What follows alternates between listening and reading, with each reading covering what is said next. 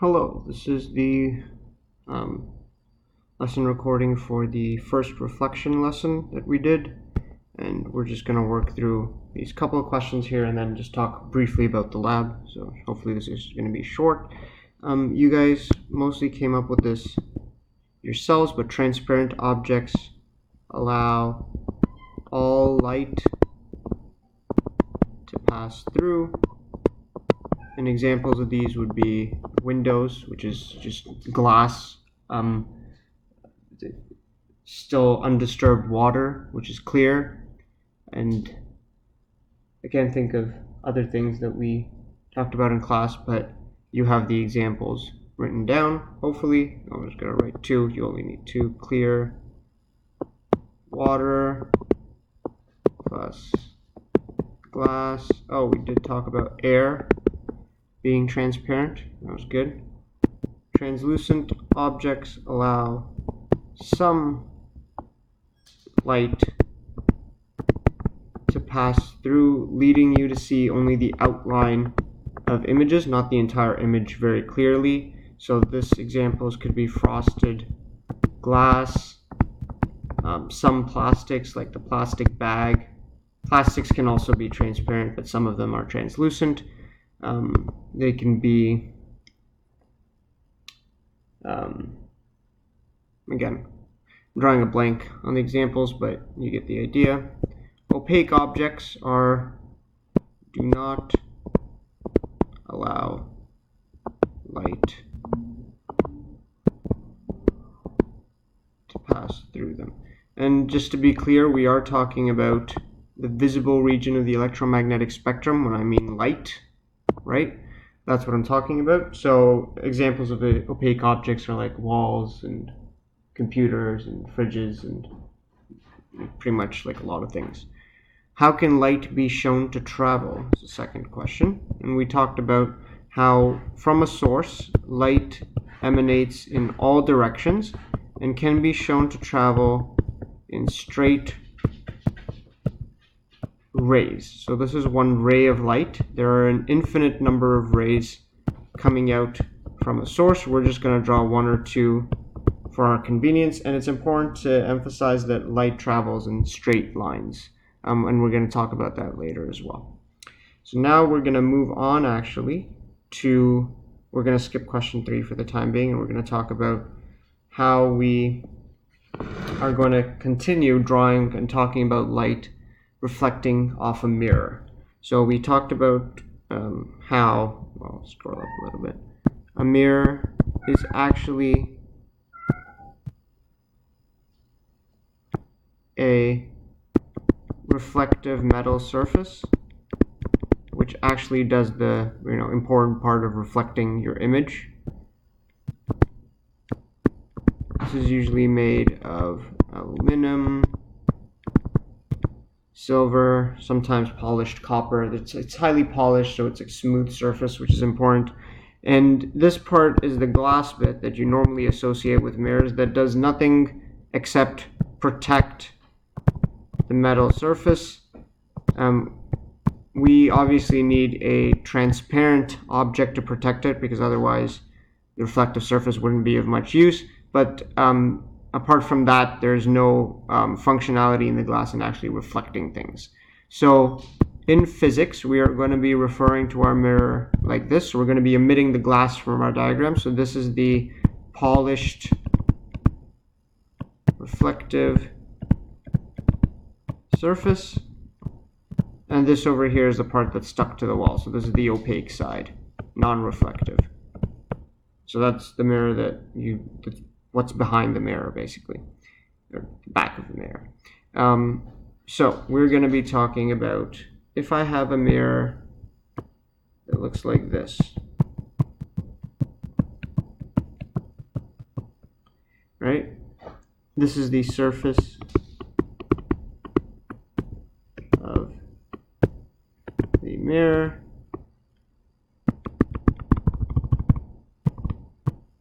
A normal, so I'm going to write my definitions to the side here. Normal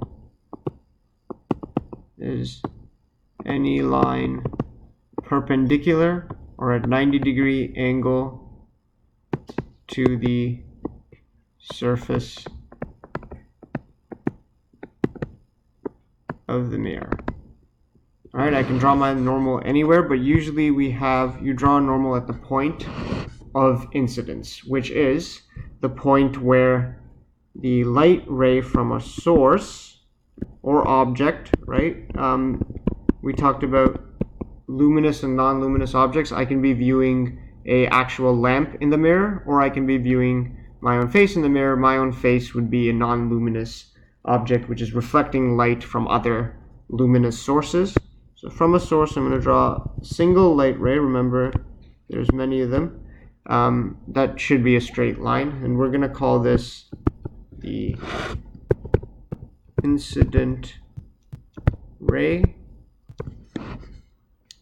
The incident ray is the ray of light that strikes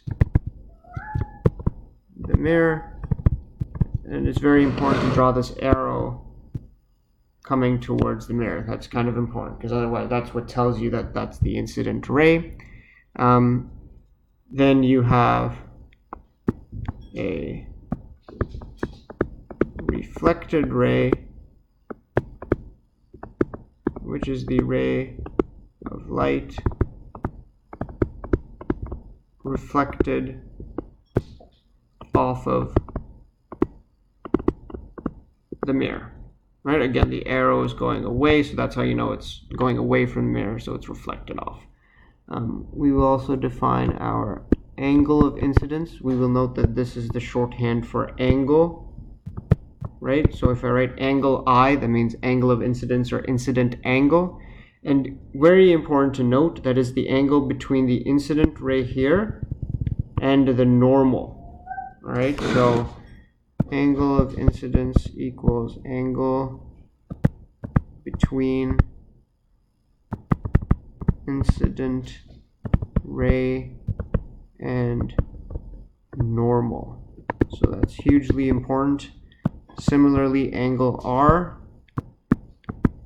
over here is the angle between reflected ray and normal. A very, very, very common mistake is to say that this over here is the angle of incidence because this is the angle between incident ray and the surface of the mirror. That is not the case. All right, so this is definitely 100% not the incident angle. The incident angle is the angle between the incident ray and the normal.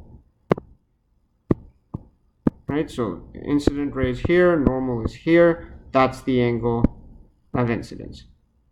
Reflected ray is here, normal. That's the angle of reflection. Angles of incidence and reflection have almost nothing to do with the surface of the mirror. You can calculate them if you know this angle. So if this angle is like, say, 30 degrees, the angle of incidence would be 60 degrees because you can do 90 minus 30, but this 30 degrees is not the angle of incidence, basically. It's very important to understand that.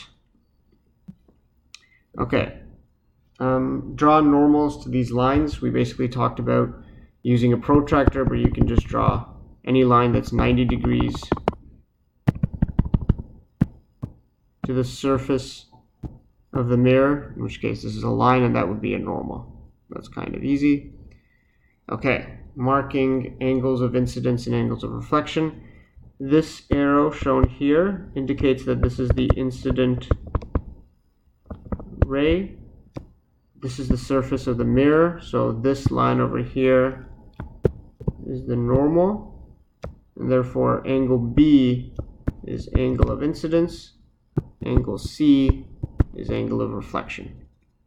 All right, this is the incident ray, this is the normal, this is angle of incidence, this is angle of reflection because this is the reflected ray. Again, the angle between the incident or reflected ray and the normal. So not A and D in any of these cases, it's always B and C, or C or B, depending on which way the arrow is going. Cannot stress that enough. Okay, now that we're through that, we're just going to talk about the laws of reflection lab. I'm not going to go into detail with this lab. I'm going to mark it and give it back to you. But basically, again, we're going to talk about this in class. We have to get angle of incidence equals angle of reflection. That's the law of reflection. And hopefully we saw that. I did talk to some people who did have some errors. So you can talk about how the light box, had a broad beam. I saw that with some cases where the light box was not focusing a very thin ray, so it was a broad beam, so you had a lot of differences in the angle. And you can say because the mirror had to be held by your hand, we did not have any apparatus like a stand or anything to hold the mirror, because the stand would interfere with the reflection process. So because the mirror had to be held, the angle at which you inclined the mirror to your surface, if you didn't hold it exactly straight, that could cause some deviation in your reflection angle, which also leads to errors, and basically where you do not get the angle of reflection equals the angle of incidence, you got some other value. But these are two errors that might affect. And how would it affect your conclusion? You might say that the angle of reflection would be different than angle of incidence. So that's a problem. Last. Aim the incident ray along the normal. Describe the path. So if we had the surface of the mirror, we had the normal. If the incident ray was along the normal, the angle of incidence is 0 degrees, right? Because it's the angle between the incident ray and the normal, both of which are the same line, so 0 degrees. And the reflected ray also bounces straight back, because the reflected ray is also 0 degrees. So it's also along the normal in accordance with the law of reflection. All right. Sorry I'm over time. See you guys in class.